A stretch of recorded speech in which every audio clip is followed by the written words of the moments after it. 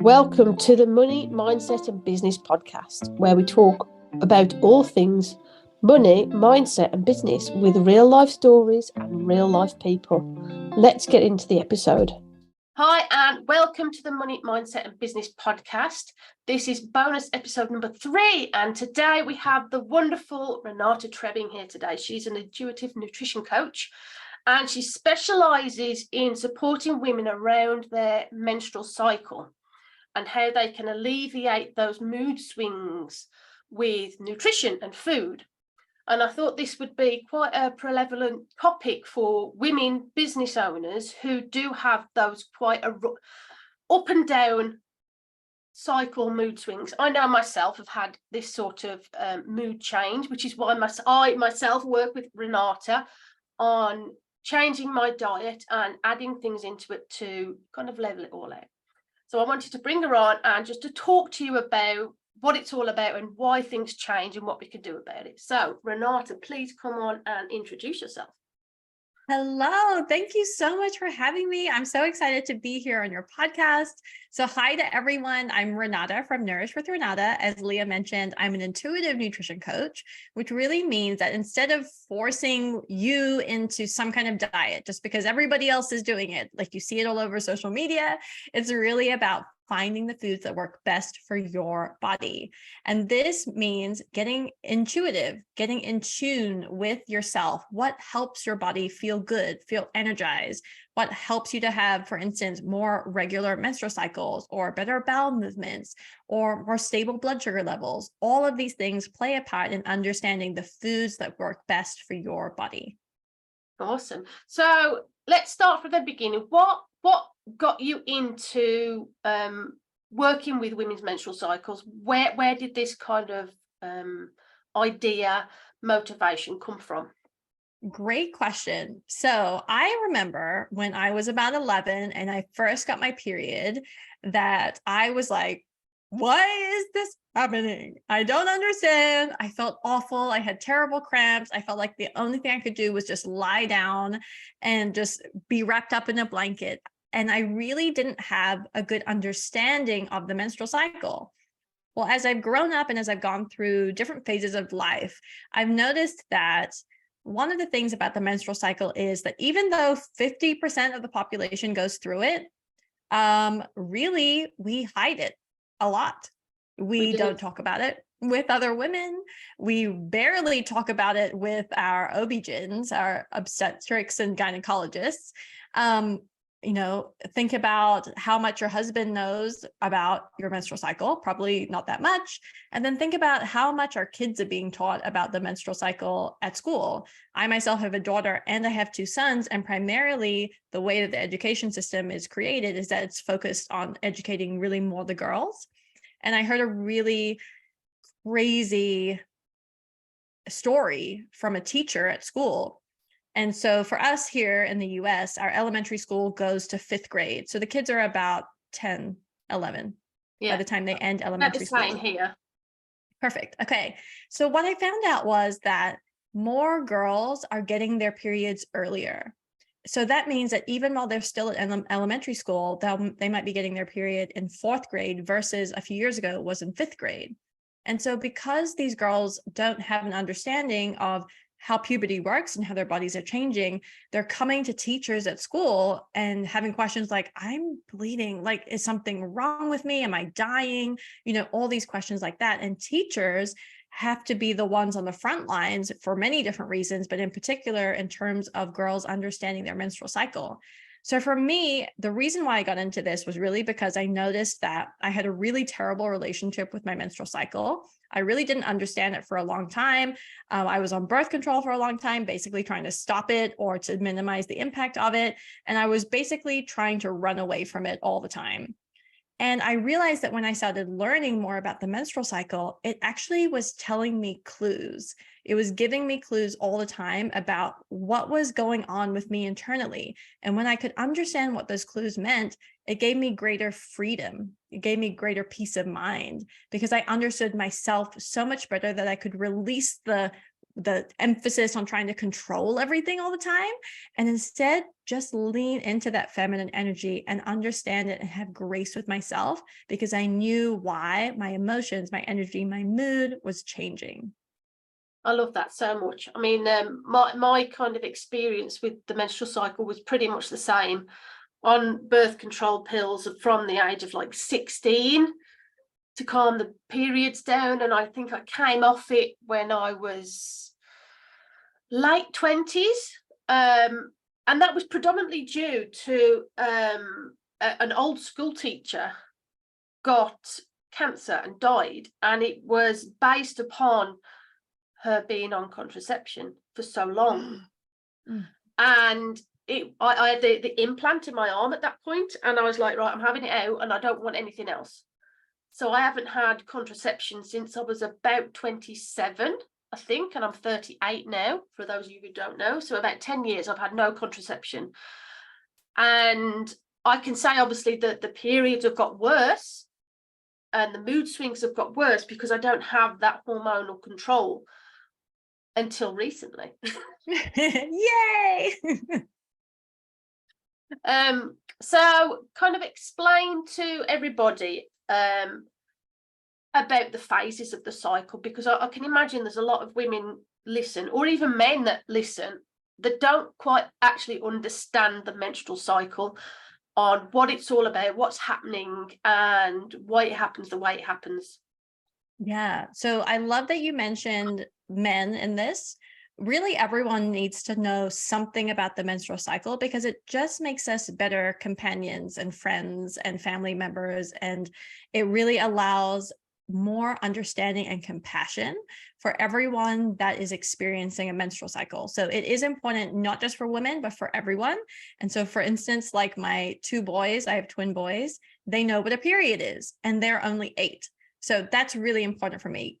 We want to normalize this kind of discussion for everyone. Yes. So I love that you mentioned that. Put my hand up there. My two boys, who are 3 and 6, they know what a period is. I don't hide my cycle from them. And they ask me, Mom, why are you bleeding? And I explain to them that it's something that women do. It's not going to be something you're physically going to have to deal with. But I don't want them to be scared of it or think of it as a taboo subject to talk about, because whether they are with a female or they have female friends, it's going to be something that females in their life are going to be going through. So it was so important to me from birth that my kids were aware of what was going on with me every month. So my two were aware of it as well. I love that. I really want to acknowledge you for that, because that's such an empowering place to raise your children from. They don't need to be afraid of their bodily functions. They don't need to be afraid of anyone else's bodies and how they work. It's really an understanding, and it's building that amazing, stable foundation for them to be able to grow into empowered people themselves. So I love that you're doing that. So back to your original question. Okay, so phases of your cycle. So basically, for anyone that has a regular or fairly regular menstrual cycle, it's divided into 4 different phases. So the first phase is the one that we often call the period, which is really the menstruation phase. That's when you're actively bleeding. I also sometimes call it the bleed phase for obvious reasons. So obviously during this particular time, you're actively bleeding. And this is when, the uterine lining has shed and you are bleeding for anywhere between 3 to 7 days. If you are experiencing bleeding greater than that duration of time consistently, so say it's been 6 months of very heavy bleeding for 10 to 14 days, I do recommend getting a professional healthcare provider to help you with that, because that could potentially lead into other conditions. So just assuming a quote unquote normal cycle, roughly like 3 to 7 days of active bleeding. One thing to note here is if you get a little bit of spotting before your period begins, we don't count those days of spotting as part of your day. Like day 1 would be really the first day that you bleed. So when you have a full bleed, not spotting, that's day 1, and you can count every day thereafter as a consecutive day. So obviously that's the menstruation phase. Now the second phase is the follicular phase. And it's called this because there's a hormone called the follicular stimulating hormone that basically is activated to help your uterus grow follicles. So those follicles end up becoming like helping you to create eggs, which eventually could become babies, right? So that's why it's called the follicular phase. And this is also when hormones start to change. So in that menstruation phase, your estrogen and your progesterone are really low. Those are the two main female sex hormones that we talk about. Then in the follicular phase, we're starting to see estrogen come up. So estrogen is increasing because it's a growth hormone. It helps you to grow and to hold on to things. And so in this case, we want estrogen to increase because we want to start growing that uterine lining. We want to basically get the body to a point where in the next phase, it's ready for possible implantation. And that's in the ovulatory phase. So that's called the ovulatory phase because you ovulate, right? That's when the egg is released. You have basically about the 5 days prior and the day of ovulation to possibly become pregnant. And so for anyone that is interested in pregnancy, knowing when you're ovulating is key. And there's various different ways to do that. So that phase is quite short because it's truly when you're ovulating and the few days before that. And then we're followed by the luteal phase. And this is when we're seeing all of these hormones decrease again. So we've reached kind of a peak during the ovulatory phase. We're feeling really good. We have high energy, high emotions. The reason being because then we can look really great to possible mates and possibly procreate, right? Then if we're not pregnant, all of these hormones come back down again. And as a result, most women feel lower energy. They usually feel cravings occur during this time. And then they also might feel their mood get really low. So they might feel more anxiety because progesterone is an anti-anxiety hormone. And when it's dropping down, you might feel more anxious. You might feel more depressive symptoms. You might just feel more tired, less like you want to go out and do things. And that's really a great sign that you're getting to the end of this particular cycle and the menstruation phase is about to come up again. Now, I do want to touch on one thing that you mentioned too. So when we're on birth control, hormonal birth control, the thing to remember is that our bleed phase or our menstruation phase is not a true menstruation phase because hormonal birth control works by stopping ovulation, right? So that makes sense. If we're not creating an egg, we can't really get pregnant, right? As long as you're using the birth control correctly. So really that particular bleed phase, whilst you're on hormonal birth control, is sometimes called withdrawal bleeding. And the reason being because you're taking a break from the hormones, the synthetic hormones that the pill has, and you get a little bit of bleeding, but it's not a true menstruation phase. And so that's why oftentimes women will experience much heavier flow or more cramping, various other PMS symptoms when they're off of birth control, because that's really like a true menstruation phase versus when you're on the pill.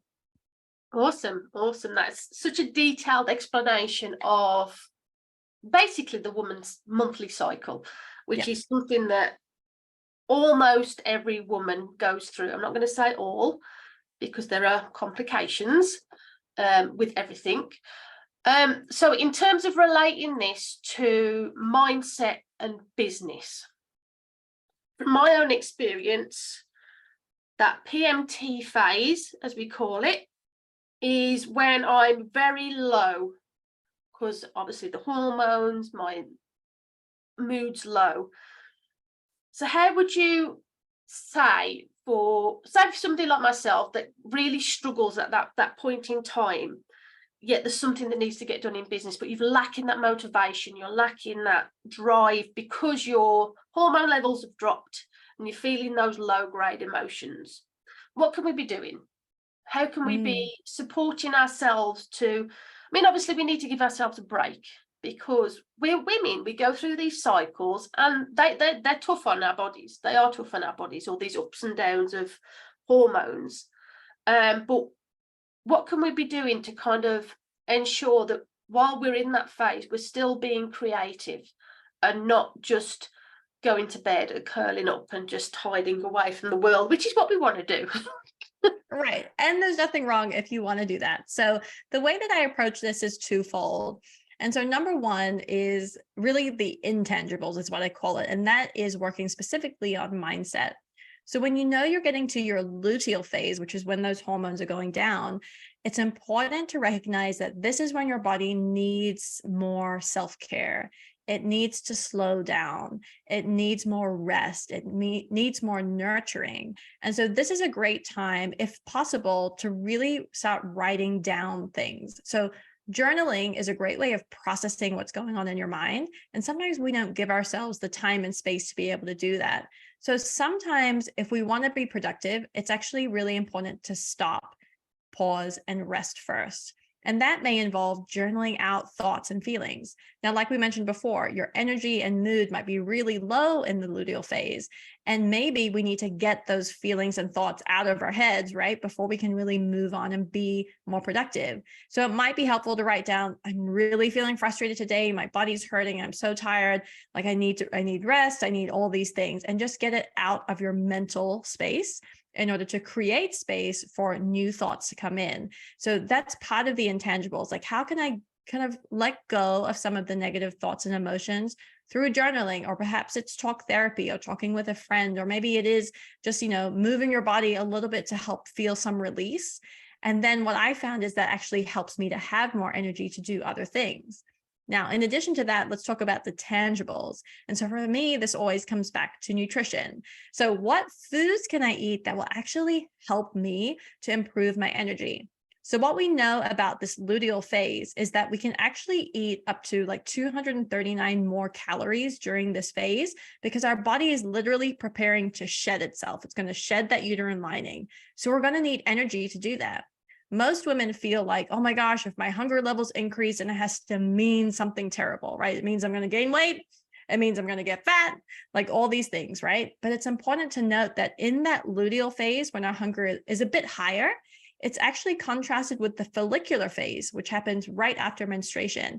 And that's usually when our appetite is a little bit lower. So when we think about the full cycle, it really balances out in the wash, because we have a period where we have high hunger and a period when we have low hunger. So eat a little bit more, and specifically complex carbohydrates.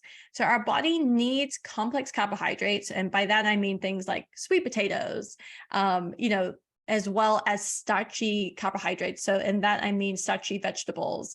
So we can actually produce more progesterone, which is, once again, that anti-anxiety hormone. If we give our bodies a little bit more carbohydrates during this time, it actually helps us to have more energy. It boosts our blood sugar level up a bit, helps with creating more hormones so we actually feel better. So we want to make sure we're eating enough food, eating enough complex carbohydrates that actually can really help with your overall sense of well-being, so that you can still be productive in whatever way that you feel is best for you. Awesome. So for somebody who's not been working with you, when you say starchy carbohydrates and complex carbohydrates, you've mentioned sweet potatoes. What other foods does that actually cover? Because I know before speaking to you on a professional level, I had no idea what that meant. Yeah. Okay. Great question. Yeah. So let's first talk about simple carbohydrates. And so these are going to be like fast carbs. So basically, it's a carbohydrate that your body can process really quickly. It gives you a quick surge in energy because it raises your blood sugar, and then it's gone. And so these would be things like refined carbs. So like cakes and cookies and biscuits and, anything like that that might come already packaged. These fast carbohydrates, like I mentioned, are typically higher in sugars. And so that's why it raises your blood sugar level really quickly. But then it also drops your blood sugar level really quickly too, because it is kind of like pure sugar, just going straight into your bloodstream. Then we want to contrast that with complex carbohydrates. And so complex meaning it takes longer for your body to process it. And so I mentioned sweet potatoes before because it's not just carbohydrates, right? It also has a bunch of other nutrients in it that help our whole body. It's not just something that's processed that gives you a quick burst of energy. It's going to have more elongated energy over a longer period of time. So in addition to sweet potatoes, it might be brown rice. Brown rice has the hull still on it, so it gives you more fiber, which helps with feelings of fullness, helps with making sure that you feel like you're getting a good carbohydrate in, but it's just more slowly broken down by the body. And then you might also think about things like carrots or white potatoes. These have higher starches in them. And so what's really important to remember is vegetables are carbohydrates, right? We don't need to demonize carbohydrates, but we want to be sure we're having more of those complex carbs versus the ones that have been really, really refined. And so we want to look at all of those fruits and vegetables that have good carbohydrates that get a long time to be broken down in the body.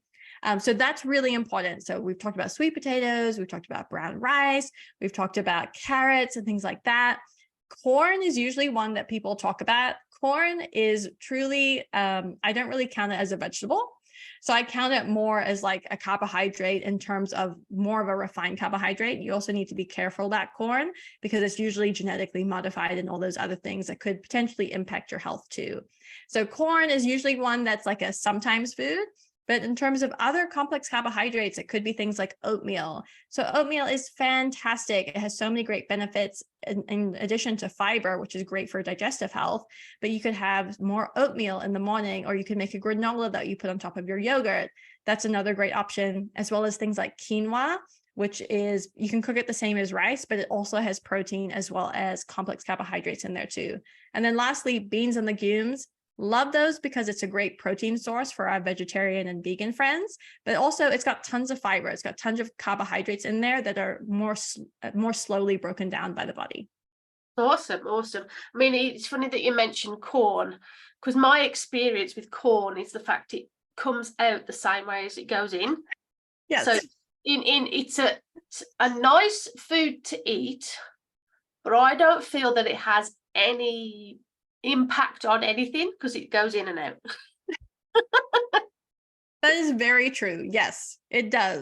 Yeah, it is pretty high in fiber though. So if you get a good quality corn, perhaps you're making a great polenta or you're making like a gluten-free pasta, it does potentially have higher fiber in it than like a regular pasta, for instance. And so that could be one of the benefits from eating a good quality corn product or corn itself.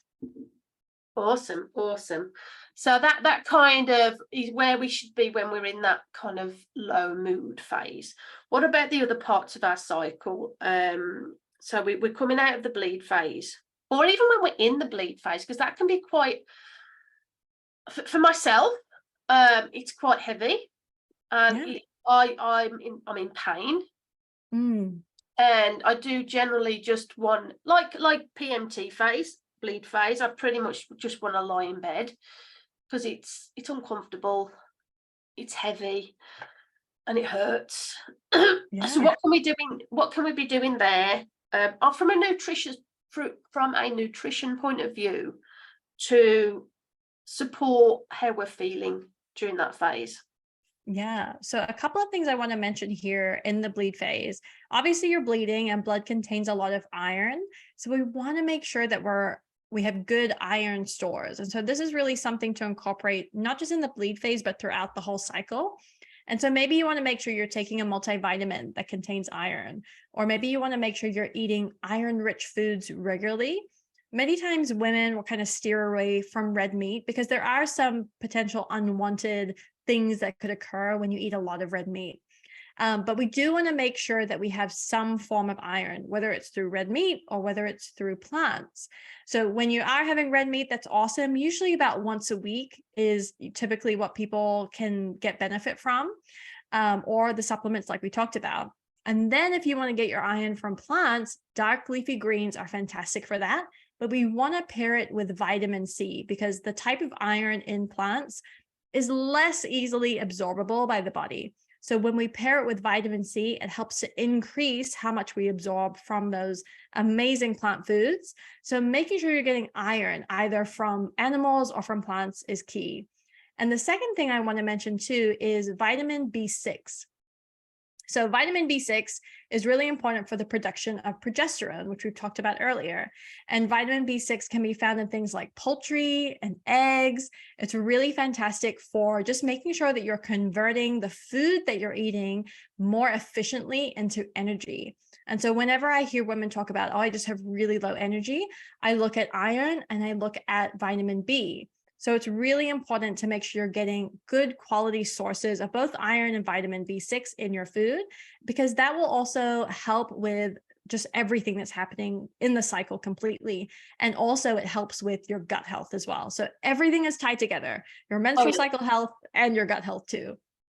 Yeah, I mean, definitely. I mean, this is a TMI, but whatever. It's my podcast. Could say what I like. That's right. Yeah. When I am in my bleed phase, I do find that my bowels are a lot looser Yeah. during that bleed phase. So kind of increasing the fiber, Mm, kind of bulk it up a bit, bulks it it up. helps a lot Yeah. in my particular case. So I think it's really interesting. I mean, the other phases, we're pretty much on a high. I know I am. Yeah, exactly. So, but there are things that you can be doing to kind of regulate yourself during those other phases as well, I'm sure. So have you got any tips and advice for people during those other phases? Because obviously you've got the premenstrual and the menstrual phase where these hormones are going a bit haywire, you feel a bit meh. But then you've got the other two phases where you're just on a bit of a high and things are kind of more up there. But what can we do during those times to make ourselves just feel a little bit better than we already do? Yeah, I love that. So, three things I want to mention here. The first is the number one thing that I see women come to me and they're not eating enough of, and that is protein. So, protein is an essential building block for all of our cells. And unfortunately, for many women, they tend to steer away from protein. And there's lots of reasons for that. However, protein is also the highest satiating macronutrient, which basically means it makes you feel full. So if you're not getting enough protein and you're feeling really hungry all the time, it's important to look at how much protein am I actually getting. And so I like to recommend between 20 and 40 grams of protein per meal, or basically like at least one palm-sized portion of protein at every meal. And so that could be your chicken breast or fish or steak or hamburger. It could also be your tofu or your edamame, like whatever you're using as your protein source. So that's the first thing. The second thing, and you already mentioned it, is fiber. So I love packing in as much fiber as possible into my day. Many women are usually getting between 12 and 15 grams of fiber daily, but our recommended daily intake is actually 25 grams at a minimum. So as you can see, many women are getting about half as much of the fiber they need, and they're suffering from things like constipation or having a lot of bloating and different things like that. So gut health is key here. So we want to not only be getting enough fiber, we want to be getting enough variety of fiber. So volume we talked about, but variety is the second component of that. So that just means eating all the different colors of the rainbow when it comes to plant foods. So all different plant foods have fiber, but each of those different kinds of fiber feeds different gut microbiome. So we want to make sure, okay, how can I eat the rainbow? How can I integrate different fruits and veg every single week so I keep the diversity of my gut as well? And the last thing I want to share is about seed cycling, which is something I know you're very fond of. So seed cycling is a holistic way of adding a few different seeds into your diet to help with hormone synthesis and hormone regulation. And so during the menstruation phase and the follicular phase, there are two seeds you want to focus on, okay? So they are flax seeds and pumpkin seeds. And for both of these seeds, they have different benefits, but basically it's to make sure that it's supporting your estrogen and progesterone levels. Then in the other two phases, which are your ovulatory and your luteal phase, we change those seeds to sesame seeds and sunflower seeds. And so once again, this is helping as your hormones are winding down. So these different seeds help a little bit differently to support you as your hormones are reducing. So seed cycling has been shown to be really powerful for so many women. And I will say that the science is still trying to figure out exactly what's happening to the body as you are eating these seeds. We know that they're sources of healthy fats, which we do need in order to create hormones. And still more research is going on to determine, hey, what exactly happens to our bodies that helps us by eating these seeds and our hormones. So this is a really wonderful thing that's so easy to use because you just have like 1 to 2 tablespoons of each of these seeds every day. And you yourself have seen some amazing benefits from just adding a couple of seeds into your diet, right? Yeah, definitely. I was going to share once you were finished my experience of what you just said. Yeah, go ahead. So in terms of like the colourful veggies, you'd be so proud. I made myself a chakra salad yesterday, Yeah. which had spinach, carrot, with the skins on. Nice. Beetroot. What else did I had? Feta on there. I had peppers in there. There was other stuff as well. Pumpkin, pomegranate seeds. Ooh, yum. Mango. So I had all the colours in there, and I did a big massive bowl, and I managed about half because I was so full. Yeah. And this was all there was chicken in there as well, because we were a meat eating family, so I had some air fried chicken on there as well. But it really filled me up. It really filled me up. So I had the rest of it for lunch today. Nice. I love a good meal prep. That's so good. But in terms of the seed cycling, so I've been doing seed cycling with Renata for 4 months now. Yeah. And I myself have experienced a calming of the spikes, is what I'm going to say. When I first spoke to Renata, I had really bad rage premenstrual, kind of to the point my fuse was flipped like that, which isn't helpful when you've got children, because children generally will irritate you, because that's what they're there for. They're testing you, they're pushing you, and they're helping you to grow as a human and a mom and a dad or whatever.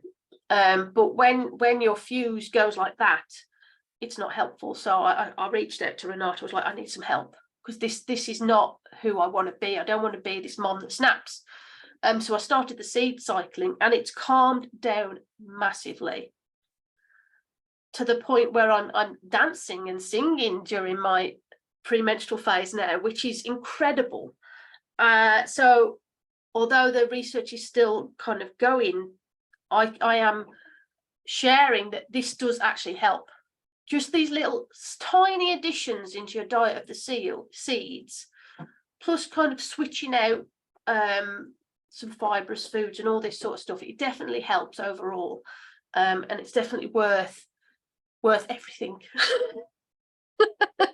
I love hearing that. And I really want to highlight your commitment to yourself.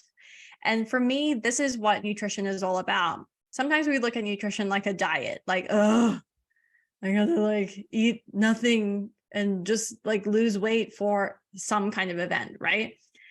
But what I love about your approach to this, and this occurred at the beginning of the year, I believe, is that you really made the decision to focus on looking after yourself and your health.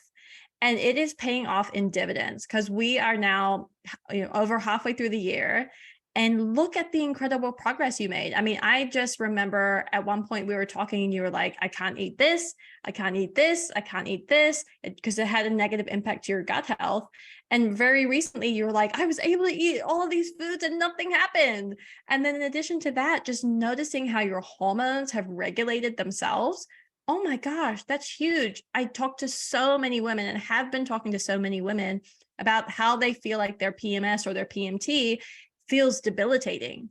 It feels like they have no control over it. And look at you, look at that commitment that you made to yourself and how much it has helped you to improve your mood, to improve your energy, and to improve your quality of life. Exactly. I mean, it all comes down to the understanding of it and the actual want. I was aware, and I didn't like what was going on around my cycle, but the fact I have a cycle, there's nothing I can do about it, because I'm female, and until I hit that menopausal phase, which in itself is a whole other ball game and a podcast for another day, it's going to happen on a monthly basis. So the best thing I can do, and the easiest thing I can do, is take control by what I'm eating. And it's shown incredible results just by eating simple swaps and additions into your diet. That's not meaning that you're starving yourself and you're on a diet and you're counting calories and you're doing all these, whatever it is that these diets are. It's all about understanding yourself. And I think from working with you, Renata, and your knowledge and experience, and you're listening to what's actually going on, like you say, you're an intuitive nutrition coach. You would intuitively know, oh, you need to try this. Like, I mean, I had an issue with onions and peppers and lettuce. I had fajitas the other day with onions and peppers in it. I was absolutely fine. And it's from the work that I've done to repair the gut. Huge. By swapping out different foods and adding things in. It's mental how you can completely and utterly change your hormonal cycle with food. Yeah. So simple and so effective. And I love that you're such a proponent of women being empowered with their health through the foods that they're eating. And you're just the most incredible testament to commitment to yourself and to really leaning into healing your body versus like any kind of aesthetic thing that you could possibly want. Yeah, I mean, kind of linking this back to what this podcast is all about. A big part of this podcast is about mindset. And for me, the menstrual cycle was causing issues in not just my life, but in the business, because the motivation was not there during those premenstrual and menstrual phases. Yet life doesn't switch off. It doesn't switch off. Business ownership doesn't switch off. And tackling challenges doesn't stop just because you're premenstrual and menstrual. So if we can take control and say, actually, no, I don't accept this, I'm doing something about it, it's the best thing we can do for ourselves. It's the most selfless thing we can do, because as business owners, we are of service to ourselves and others. But until you stop serving yourself, you can't serve others to your full potential. And that's what I've seen myself over the last 6-7 months of just working with you, let alone with all the work that I do on myself. So it's just incredible. I love that. It really reminds me of a quote from one of our favorite people, Devin Madison, and that is that love and service is incomplete if it doesn't include yourself. And so I always think about that. Oh, so powerful. Thank you for sharing that. Yeah, I mean, it's so true that we as women, as mothers, instinct, society tells us to put our children first. But I turn around and say, no, because how are you able to be the best mother, caregiver that you can be if you're not putting yourself first? 100%. What kind of example are you showing to your children if you're not saying, actually, my welfare comes first? Simple as that. And that's a very, I would actually say that's probably one of the biggest hurdles or realizations, awarenesses that I've had to realize. I'm not going to say overcome, it's realize. And it's incredibly powerful when you actually get there. It is. I love that. And from that point, so what I hear through your share is you're making sure that your proverbial cup is full. Yeah. No one else gets to fill that up. You fill that up for yourself on a daily basis. And so from there, that's how we really can feed into our businesses. So speaking to like how you talked about, there are times when you feel productive and times when you don't, times when you have high energy and times when you don't for your business. It's also important to consider the strengths of each phase and leaning into that for your business. So for instance, we talked about the menstruation phase. It's a great time for reflection in your business. What's going well? What perhaps is not going well? What projects did you have in mind that you haven't fleshed out yet? Then as you move into your follicular phase, that's when your energy is growing. So you're starting to notice like, oh, you know what? Actually, I'm getting much better at communication. I'm able to verbalize my thoughts well. I feel more social. So that's a time when perhaps networking is a good idea, or doing front-facing opportunities such as podcasts or webinars or going out and doing workshops in your community. Then you get into your ovulatory phase. That's like your really high energy time, but it's also short. So maybe you want to do more date nights with your partner. Maybe you want to make sure that you're reaching out to clients in a different new way that feels energizing. What can you do there to lean into that strength? And then in your luteal phase, as your energy is coming down, that's a great time for finishing projects. So maybe you want to finish your YouTube videos and, getting all of that lined up. Maybe you want to finish getting all your blog posts lined up for the next couple of weeks. So ending projects during the luteal phase and leaning into that, I'm winding down kind of feeling is really important. And that's how you can actually work with your cycle in terms of your business as well. I love that so much, and I'm making a mental note. Right, track my month based upon my cycle. Perfect, planning sorted. Yeah, done, easy. You don't have to be the same every day, and that's, No. I think, one of the traps that women can fall into, because the way that society is structured is it's like, every day needs to be somewhat the same, and that's working off of the male hormones. So for men, they have a 24-hour cycle when it comes to their hormones, and so knowing that, that's really what kind of created many of the schedules in society. But for us as women, we don't have to be exactly the same every day. Having some fluctuations is normal. It's a part of life. It's how we bring variety into our life as well. So working with that, as opposed to trying to fight and be the same kind of person every single day, that's when you actually find more freedom in your lifestyle too. That makes so much more sense than, I came from a corporate role, which was go to work every day, this. And it's taken, I'm coming up to 3 years now of being self-employed. And it's taken 2.5 years to get to the point where I'm like, right, I'm going to work with myself now.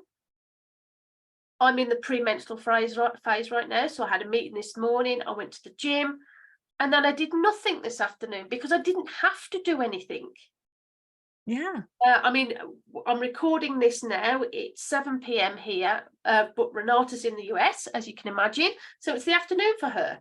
But it works perfectly because I get more energetic on an evening, and I know that about myself. Yeah, So it's all huge. about that self-awareness. So it's really powerful. So before we close off, do you have any final words or anything that you want to share with the audience about what's coming up in your world? Yeah. Well, thank you so much for asking. So I would say, number one, today is a really special day because it's actually the 2nd anniversary of my cookbook, Nourish Your Body. Yeah, I can't believe it was 2 years ago that it was published. And so this is a really easy way of implementing some of the things that we talked about in terms of having more fiber, having more variety, and also not feeling like you have to be starving or sacrificing flavor when it comes to your food. So that book, Nourish Your Body, is a 30-day healthy and delicious meal plan. It has so many great recipes in there, easy things like smoothies and salads and burgers and things like that. So really, really easy stuff for you and your family. If you want to go to Amazon and find that, it is literally a 5-star book. And I'm just blown away by that. I have to ask, is it now restocked in the UK? Because I know they ran out of stock, didn't they?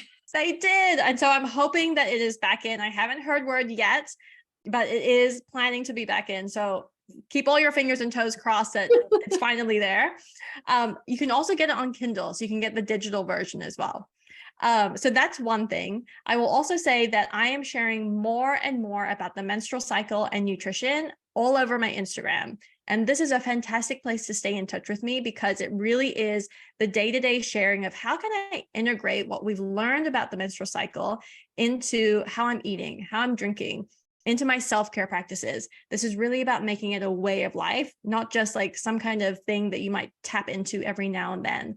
I really encourage women, lean into your cycle, lean into learning about it, because when you do, you'll actually learn to love your cycle too. And that's such a huge shift away from the way that I learned about my cycle.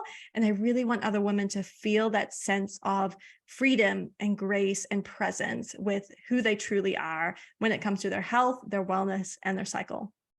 I love that so much. It's all kind of pushing towards that whole female embodiment and working with yourself, not what somebody else says you should be doing, but working with your body and the way you want to work, and just taking that power for yourself.